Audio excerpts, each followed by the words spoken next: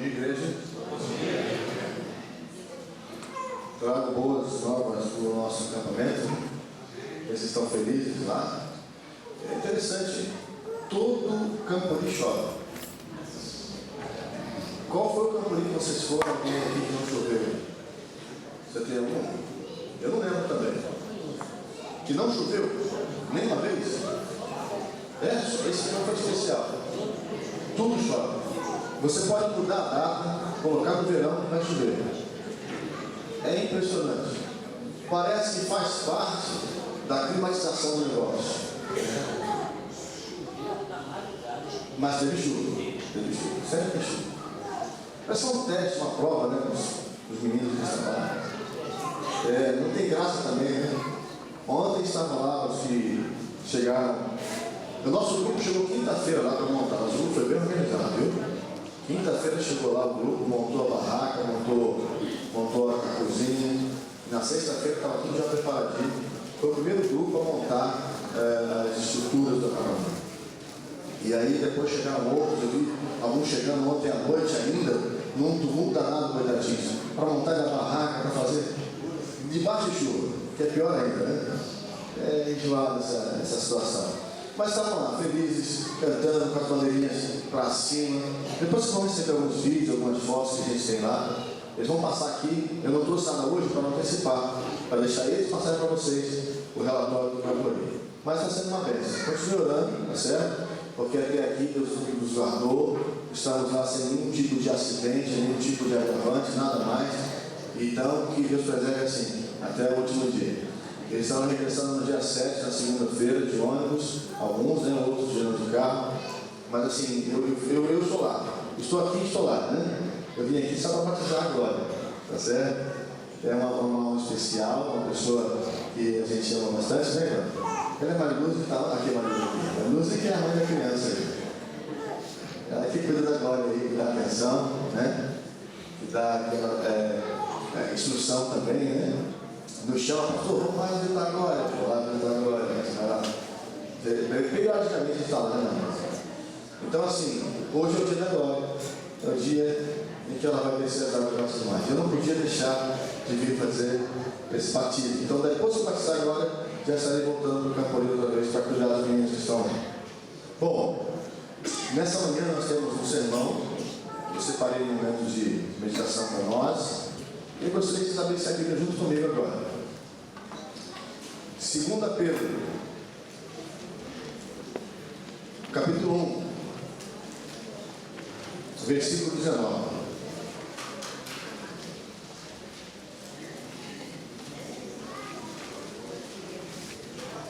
Segunda Pedro 1, 19.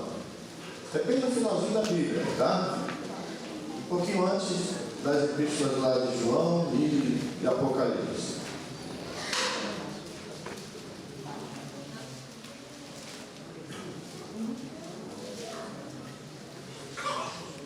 Muito bem. 2 Pedro 1, 19.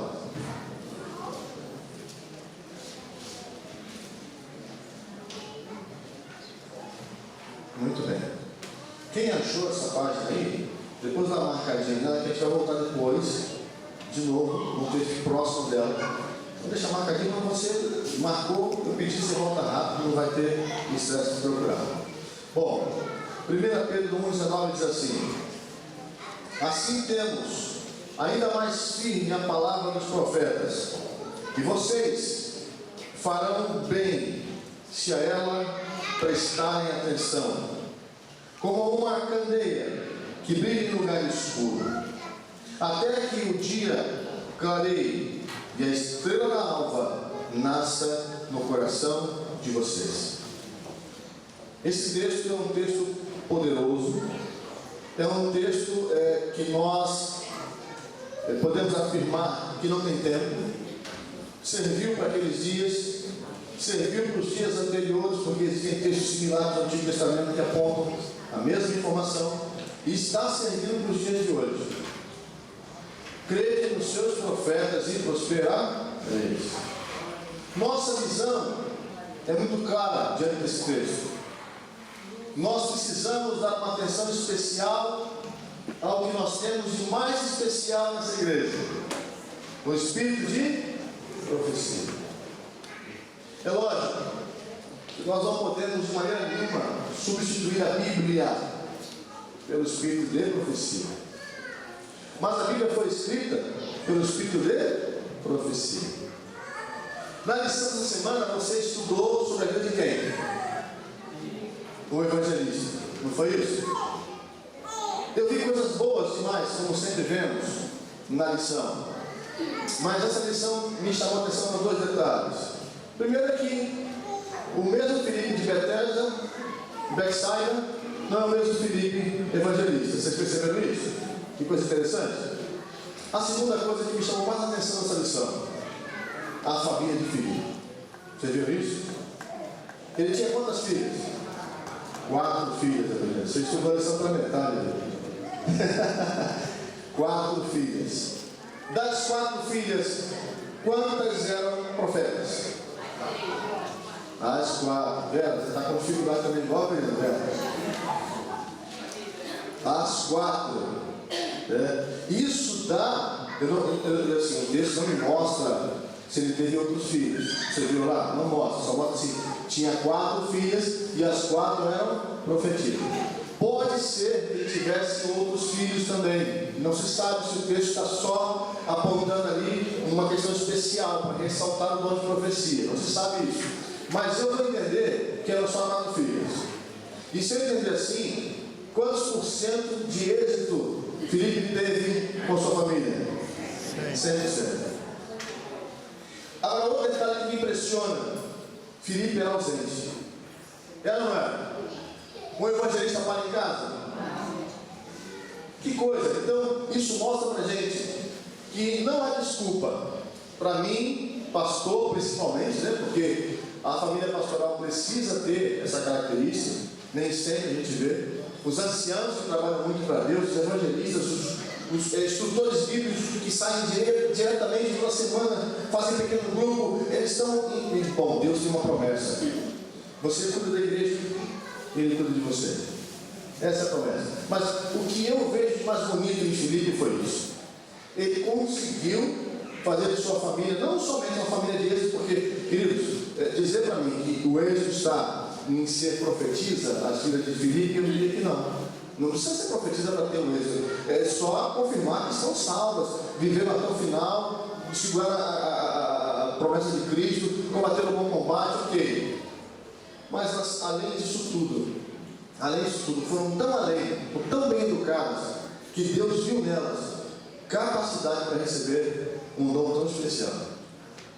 E já pensou? Que coisa linda você ter um filho, uma filha profeta, profetisa, de verdade. É uma coisa abençoada, né? É lindo, é maravilhoso. Agora, outro texto aí que eu quero que você ache agora, aquele está reservado, você guarda, daqui a pouco a gente vai ver de novo. Provérbios 3, versículo 14. 3, 14.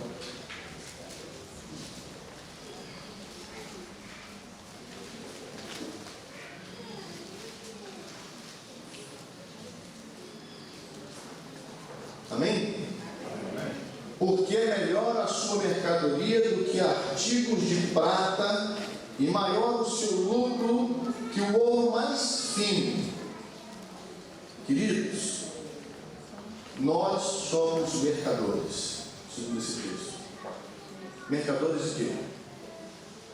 O que a gente oferece para o mundo? Qual é a nossa mercadoria? Sim, a fé, salvação. Ah, pastor, me salvar de quê? Está tudo bem. Olha, nem terremoto tem no Brasil. Não temos terroristas aqui. Não temos ameaça de guerra civil. Isso aí. Me salvar de quê? Mas a Bíblia diz, segundo esse texto, que nós somos mercadores de salvação. E o que a gente oferece, segundo o texto, é mais poderoso, é mais valioso do que a prata, o ouro fino. Está aqui. Quem recebe essa mercadoria que a gente oferece, recebe muito mais. Recebe além daquilo que poderia imaginar. E no capítulo 28 de Mateus 19 a 20, você conhece bem esse texto, é aquele ide, né? É o sermão lá, o último sermão de Cristo antes de sua ascensão. Ele diz assim: olha, ide, portanto, fazer discípulos de todas as nações, batizando-os em nome do Pai, do Filho e do Espírito Santo, ensinando a guardar todas as coisas que eu vos tenho mandado. Esse é o texto. 3 requisitos básicos, queridos. 3 requisitos básicos. Olha, Provérbios está dizendo que você é mercador de salvação. E Mateus, o próprio Cristo, está dizendo o seguinte: já que você é mercador, já que você conhece, agora faz o quê? Vai, oferece, mostra isso. Se fôssemos comportores, né? Dá oferta, apresenta o produto. E tem 3 requisitos básicos que você pode até depois, se quiser, anotar aí na sua cadernetinha. Primeiro deles, para você ser um bom vendedor, tá? Não é só a questão de ser um bom explanador da palavra, mas vamos para a questão profissional, já que a Bíblia também se mescla muito com isso, né? Mercadoria boa precisa de um bom quê? Vendedor. E o bom vendedor tem que ter 3 características. Primeira delas, conhece a mercadoria que está oferecendo. Que coisa difícil quando você oferece tudo para alguém, você não sabe chegar a uma conclusão das dúvidas primárias do seu homem. E às vezes você oferece tudo para alguém e a pessoa aceita. Assim que você fala: vou trazer o Avelino para dar tudo para você. Eu tenho um cara bom na minha igreja. Isso é ruim, gente. Porque a Bíblia não disse para que o Avelino, o pastor, né, os demais anciãos fossem fazer isso. A Bíblia diz que todos devem fazer isso. E a primeira característica de um bom vendedor é conhecer a sua mercadoria. A segunda característica de um bom vendedor: vocês já foram, eu comprei um carro zero agora, né, 2 anos atrás. Você sabe que eu vou viajar, eu não consegui essa benção. Nunca tive carro zero, primeira vez. Aí quando eu cheguei na Volkswagen, eu percebi uma coisa: todos os vendedores, todos os funcionários só tem carro da Volkswagen. Aí eu perguntei pro vendedor, falei assim: ué, eles fazem isso para você, dão um desconto grande? Não, é política da casa. É porque se eu tiver um carro que não é da marca, eu não tenho testemunho para dar para vender o carro da marca. Falou para mim isso. Aí eu fui na Chevrolet, também, na Fiat, aliás, porque eu estava entre o Siena e o Voyage. E aí perguntei a mesma coisa, ele falou a mesma coisa. Todos aqui têm carro da Fiat. Se tiver carro de outra marca, o patrão puxa ele. Então assim, primeiro, eu preciso conhecer a mercadoria. E segundo, eu tenho que experimentar. Eu tenho que viver. Eu tenho que não somente falar, mas viver, sentir os benefícios. Terceiro e último requisito de um bom vendedor, sabe qual que é? Ele conhece a mercadoria, ele tem essa mercadoria, ele faz uso dela. E sabe qual é a parte boa também? Além de fazer uso dela, ele aprende a gostar dela e não troca por nada. O bom vendedor, ele se apaixona por aquilo que ele vende. Essa é a terceira e última regra. E nós não podemos descartar essa possibilidade. Primeiro, de sabermos que nós temos uma boa mercadoria. Depois, de sabermos como explanar e como vender essa mercadoria. Por final, mostrar paixão por ela. Sabe, quando você fala da tua fé.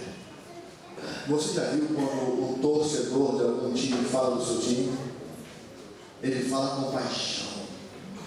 Ele vibra, né? E é assim que estamos falando da nossa fé. É assim que estamos apresentando para as pessoas aquilo que nós acreditamos. Então fica aí uma observação para você e para mim, para pensarmos mais e refletirmos um pouquinho. Outro texto que eu quero que vocês me ajudem, Provérbios 3,16. Perdão, 3,16. Tudo ligado a essa questão do negócio, tá? 3,16. Olha que coisa bacana. Vida longa de dias está na sua mão direita, e na esquerda riquezas e honra. Essa é a promessa para todos aqueles que se tornam mercadores da salvação. Vida longa de dias, numa mão, e na outra, riquezas e honra. É claro que em momentos de perseguição, como os dos apóstolos que eles viveram, como na Idade Média, esse texto não vai ter validade mais, porque você vai ter que largar tudo que você tem para fugir. E isso é ruim, né? A família de Ló teve que fazer isso. Foi fácil para a esposa dele? Porque ela teve que olhar para trás, demonstrando amor àquelas coisas. Por isso que, mesmo sob a promessa de Deus em riquezas, honra para você, e também uma vida longa, entenda, corremos um risco. Corremos um risco. É possível que nos nossos dias, é possível que nesta geração Cristo volte. E se isso acontecer nesta geração, essas promessas não salvarão você da perseguição. E até digo que aqueles que têm muito serão os mais problemáticos, porque serão os que terão mais dificuldade para abandonar tudo e fugir. Outro texto, Salmos 25:14, diz assim: o segredo do Senhor é com aqueles que o temem, e Ele lhes mostrará a sua aliança. Isso diz aqui para mim claramente que, como todo bom negócio, a alma do negócio é o quê?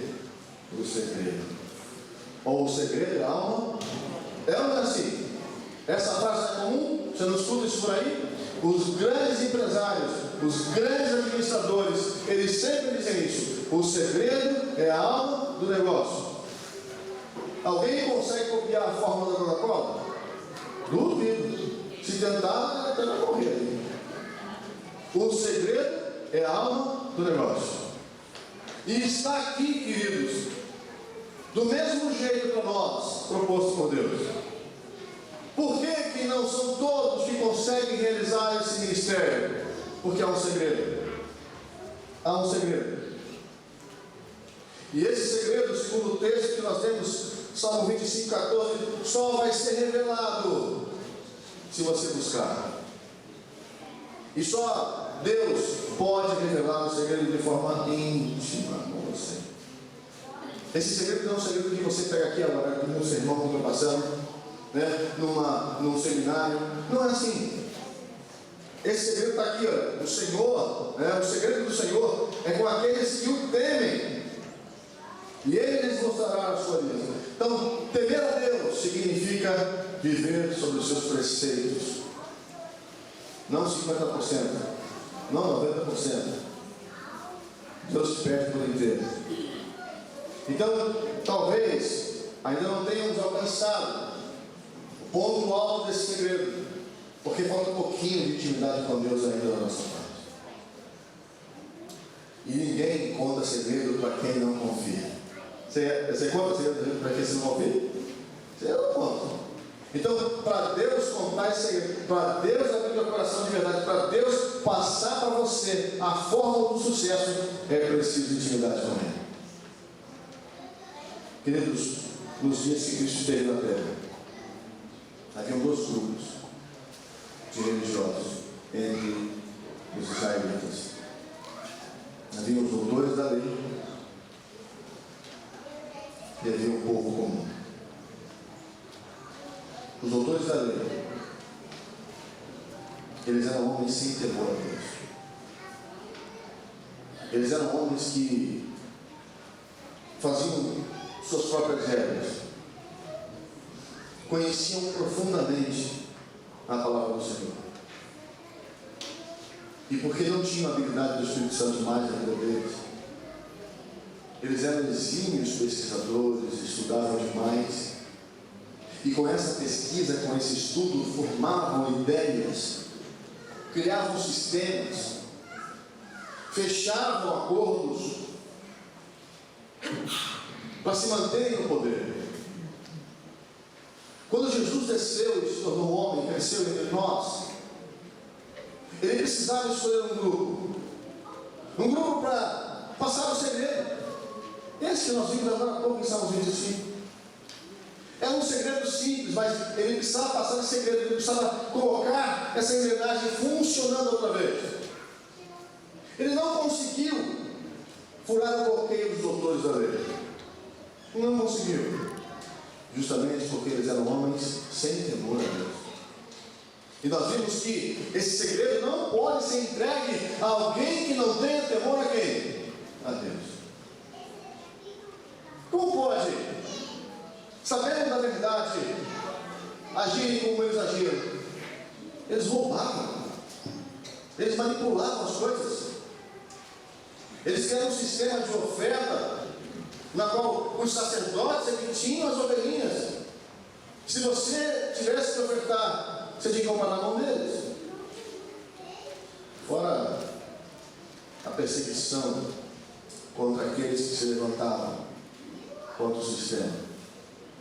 O livro Grande Conflito, na página 312, tem um texto que fala assim: não foram os ilustres teólogos que tiveram compreensão dessa verdade, do segredo de Cristo, e se empenharam em proclamá-la. Houvessem eles sido vigias, fiéis, pesquisando as Escrituras com diligência e com oração, e teriam conhecido o tempo da noite, o nascimento de Cristo. As profecias teriam patenteado os acontecimentos prestes a ocorrer. Eles, porém, não assumiram tal atitude, e a mensagem foi confiada a homens mais humildes. Mudou as coisas hoje? Você acha que mudou? Você acha que se Jesus viesse hoje, ele entregaria essa mensagem para os doutores da igreja adventista? E eu falo em qualquer âmbito, teólogo, qualquer área. O maior de todos os segredos está com Deus.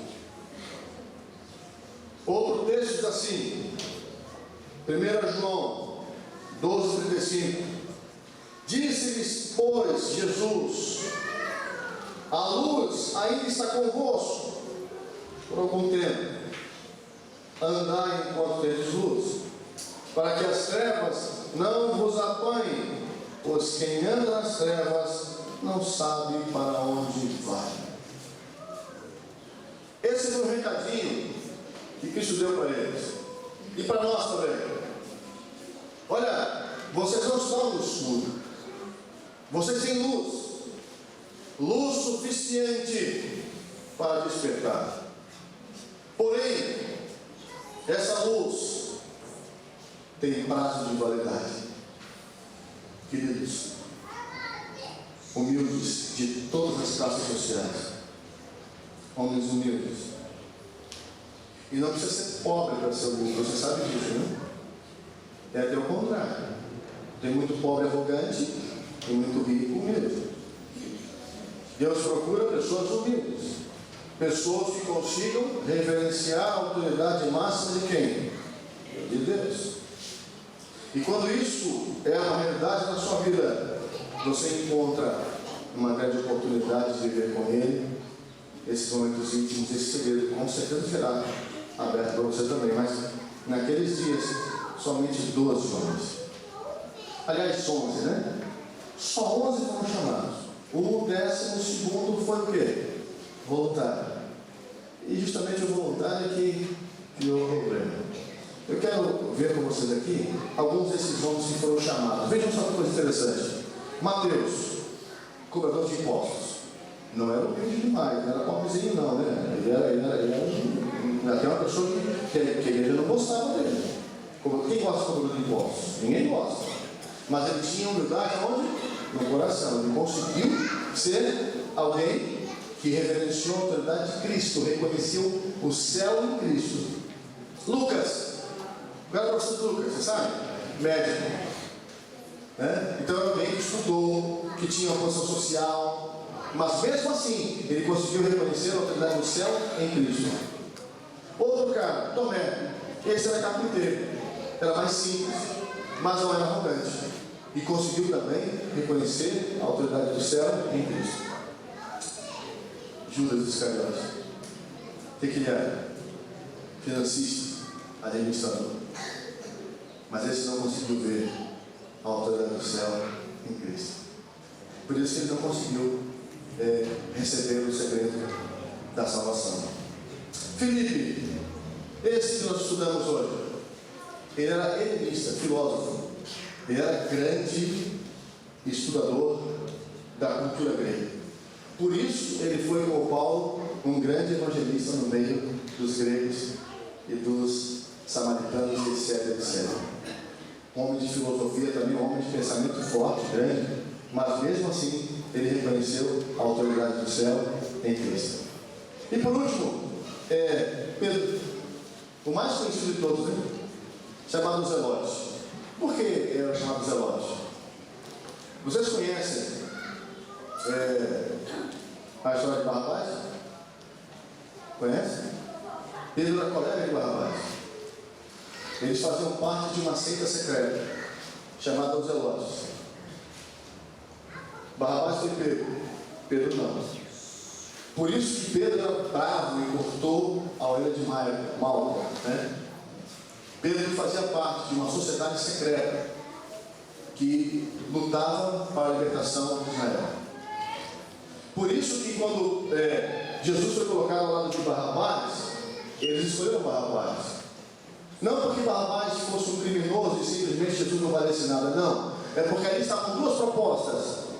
Um libertador pacífico, que tentava libertar Israel pela paz e pelo amor e pela fé, e outro que empunhava o quê?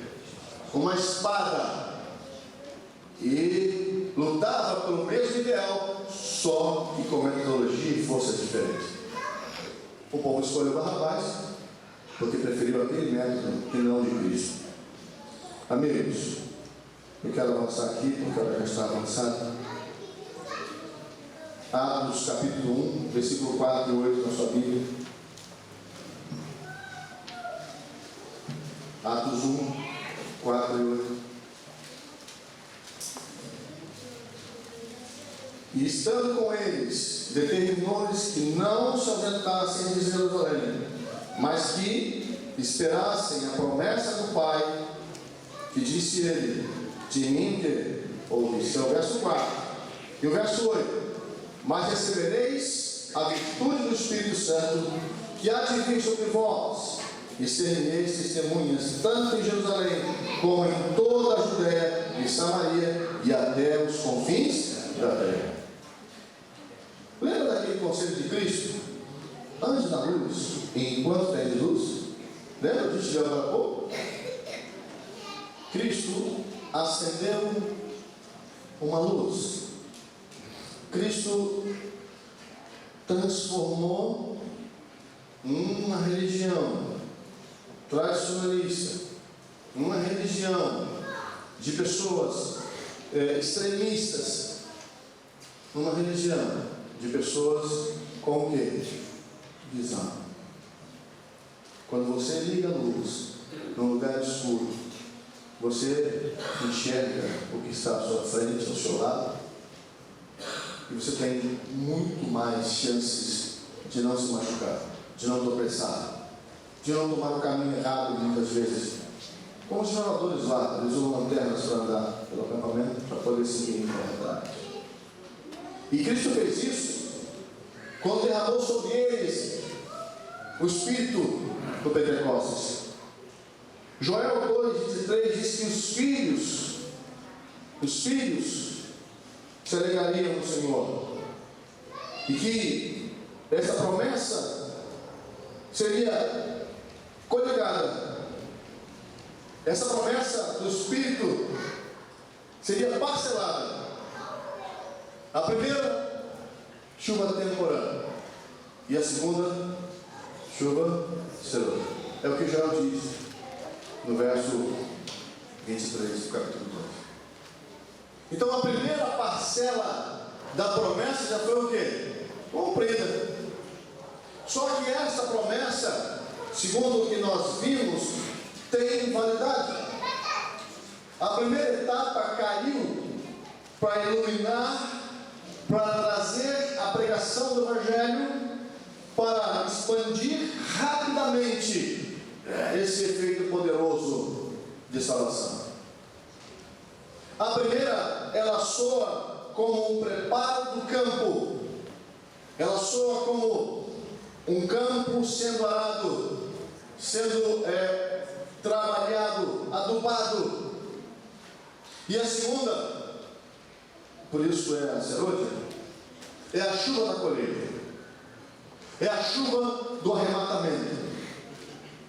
Então, queridos, quando as virgens prudentes se posicionaram na parábola com a lâmpada cheia de óleo e mais uma garrafinha de reserva, elas estão demonstrando uma época da história que viria à frente.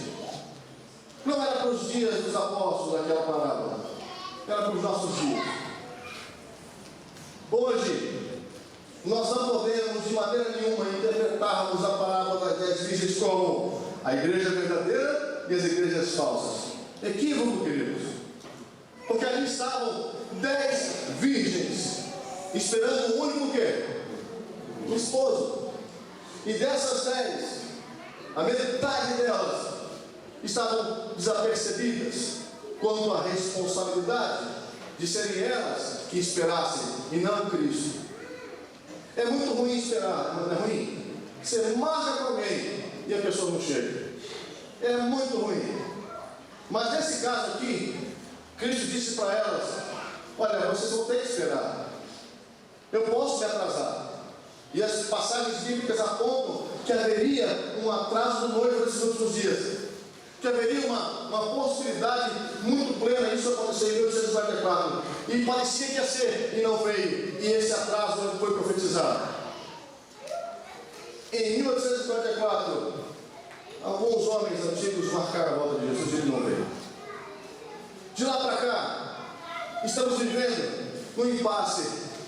Quando é que ele vem? Será que ele vem agora, menino? Será que é na semana que vem? E parece que ele não vem mais. E com isso nós estamos vendo uma divisão forte da igreja. Muitas pessoas estão cedendo a essa pressão psicológica da espera. Estão permitindo que algumas coisas entrem nas suas vidas. Ideias, doutrinas, pensamentos. É como se estivéssemos tranquilos, porque Cristo não virá. E se ele vir, vai ser muito lá na frente. Amigos, a chuva temporânea está acabando. Quando Cristo vier, ele só vai levar as que estiverem acordadas. E a única maneira de você ficar acordado em uma casa escura é quando a lâmpada está o quê? Acesa. Estamos prestes a ver centenas de milhares de lâmpadas se apagarem. Porque muitos, eu e vocês, todos nós, estamos nessa igreja pelos efeitos da chuva temporânea. O problema é que, para estarmos acordados na volta de Jesus, temos que abastecer o nosso cálice, a nossa reserva. E se nós continuarmos contando com a chuva temporânea, estaremos dormindo na volta dele. E com certeza, do mesmo jeito que as outras 5 nessas vamos ficar. Joel 2, capítulo 2, versículo 2, assim: tocai a trombeta em Sião, clamai em alta voz no meu santo monte, tremam todos os moradores da terra, porque o dia do Senhor vem. Joel estava dizendo isso antes de nascer, e fala mais assim, já está perto, dia de trevas e de escuridão, dia de nuvens e densas trevas, como a alva espalhada sobre os montes, povo grande e poderoso, qual nunca houve desde o tempo antigo, nem depois dele haverá pelos anos adiante de geração em geração. Então, queridos, dias de trevas estão chegando, dias de trevas maiores do que na Idade Média.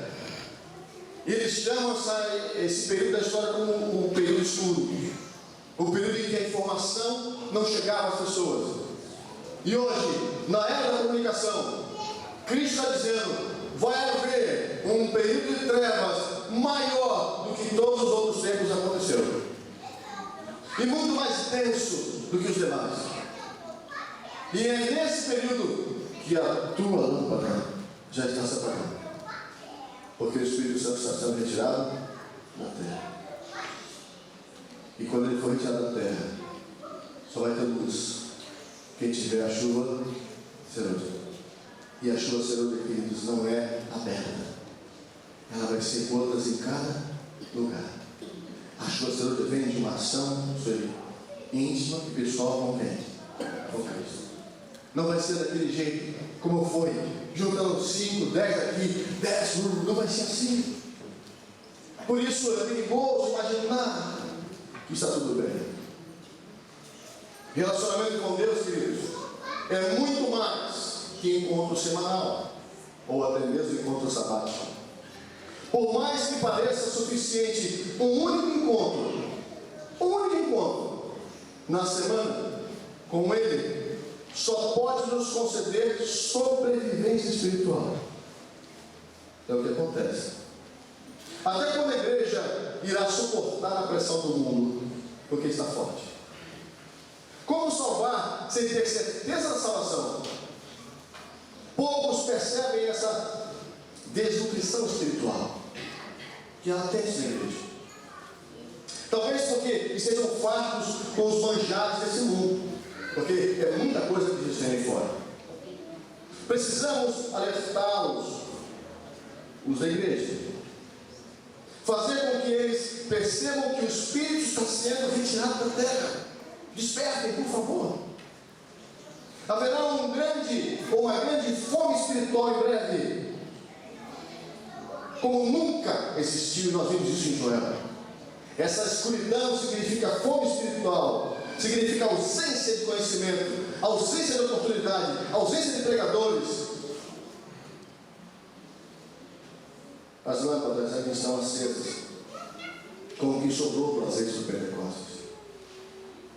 Muito em breve, as luzes desse mundo vão se apagar. Muito em breve. Assim como as lâmpadas das virgens loucas, isso é inevitável. E sabe qual é a parte mais chata da coisa? Essa parábola para nós. E segundo essa parábola, 50% da igreja vai cair.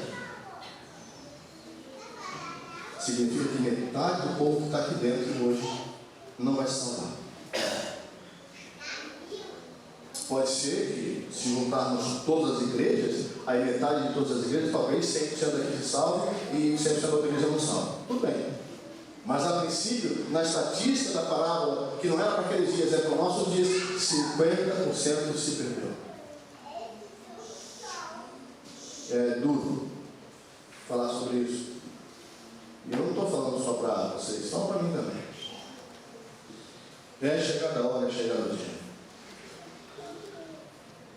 Agora, você pode vir aqui à frente?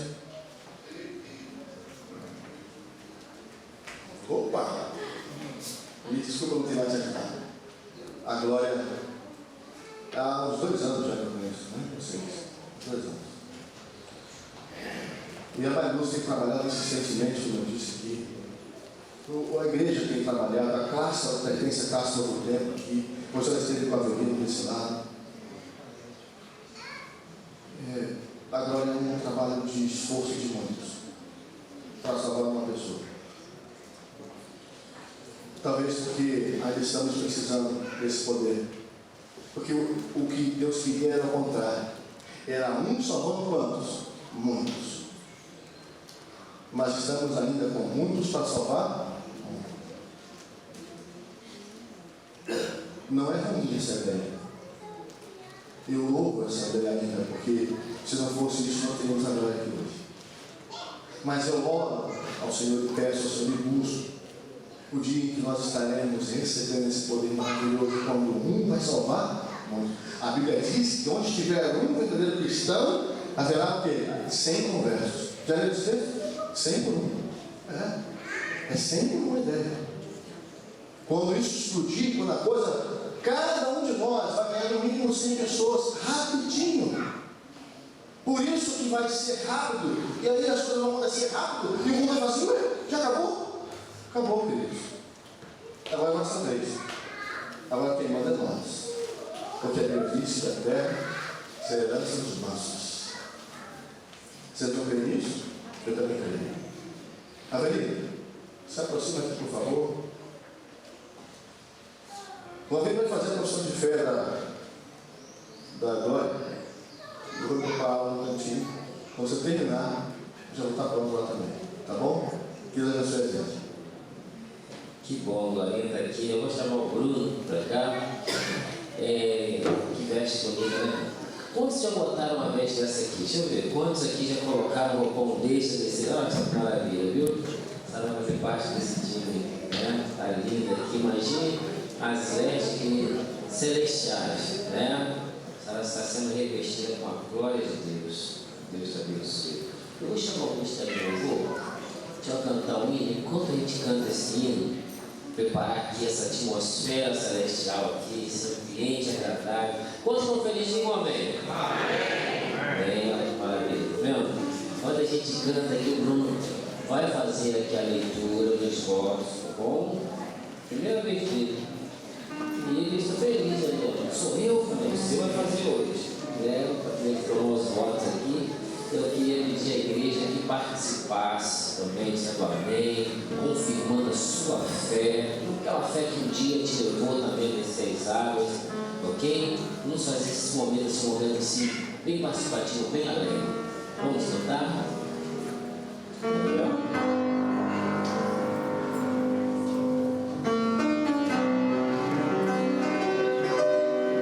Deus de Israel, projeto, por favor.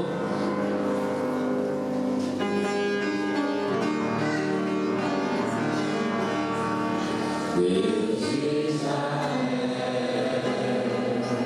Cristo Jesus, habita em mim,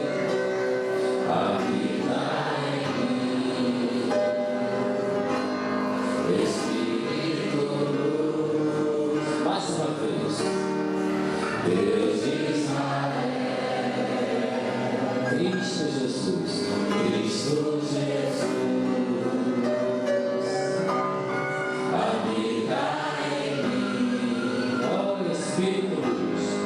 Espírito Luz, porque grande é o nome do nosso Deus.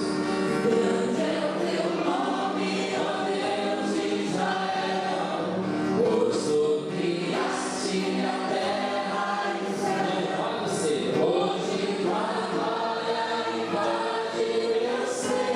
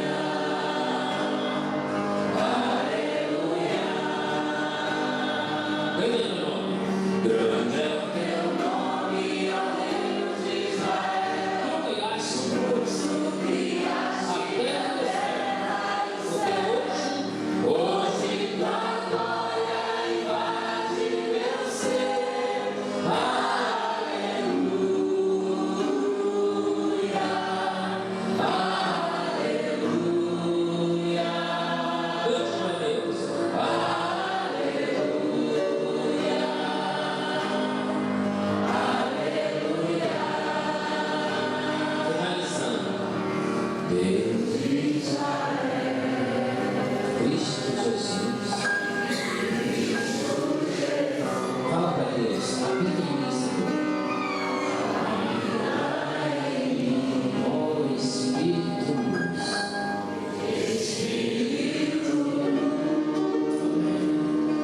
Agora, vou ligar aqui o microfone, a senhora fala bem alto, confirmando a sua fé para a igreja, tá bom? Nesse momento aqui, irmão Bruno vai estar conduzindo com a senhora. Amém. Feliz sábado, tudo bem? Queridos, essa daqui a alguns 15, 20 minutos será a nossa irmã caçula. Amém? Maria da Glória, né?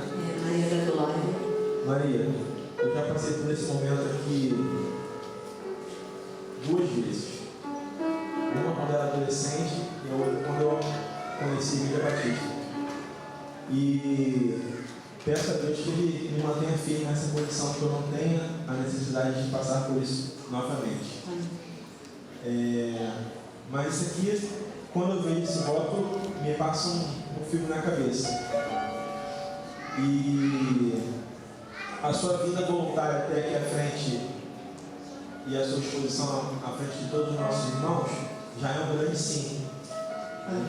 Só que, além desse sim, sem até mesmo ouvir a sua voz, somente pelo seu gesto corporal de vir aqui voluntariamente, nós temos alguns outros sims. Aqui é um protocolo da Igreja Adventista do Sétimo Dia. Eu vou estar fazendo o voto batismal, são algumas perguntas breves. Eu gostaria que você confirmasse essa pergunta com a sua resposta, e após a sua resposta, a igreja estará confirmando com um amém bem grande. Amém? Vamos lá então. Maria da Glória, crê que existe um só Deus, Pai, Filho e Espírito Santo, uma unidade de 3 pessoas coeternas? Sim. E a igreja diz: aceita a morte de Jesus Cristo no Calvário como sacrifício expiatório pelos seus pecados e crê que pela graça de Deus, mediante a fé em seu sangue derramado, você é salva do pecado e da sua penalidade? Sim. E a igreja diz: aceita Jesus Cristo como seu Senhor e Salvador pessoal? Sim. E a igreja diz: aceita pela fé a justiça de Cristo, seu intercessor no santuário celestial? Sim. E a igreja diz: crê que a Bíblia é inspirada, é a inspirada palavra de Deus? Sim. E a igreja diz: aceita os 10 mandamentos como uma transcrição do caráter de Deus e uma revelação da sua vontade? Sim. E a igreja diz: aguarda a breve volta de Jesus e a bendita esperança quando este corpo mortal se revestirá da imortalidade? Sim. A igreja diz: aceita o ensino bíblico dos dons espirituais e crê que o dom da profecia é um dos sinais identificadores da igreja remanescente? Sim. E a igreja diz: crê na organização da igreja? Sim. E a igreja diz: crê que seu corpo é o templo do Espírito Santo? Sim. E a igreja diz: conhece e compreende os princípios bíblicos fundamentais conforme ensinados pela Igreja Adventista do Sétimo Dia? Sim. E a igreja diz: aceita o Novo Testamento no tocante ao batismo por imersão? Sim. E a igreja diz: aceita e crê que a Igreja Adventista do Sétimo Dia é a igreja remanescente da profecia bíblica? Sim. E a igreja diz: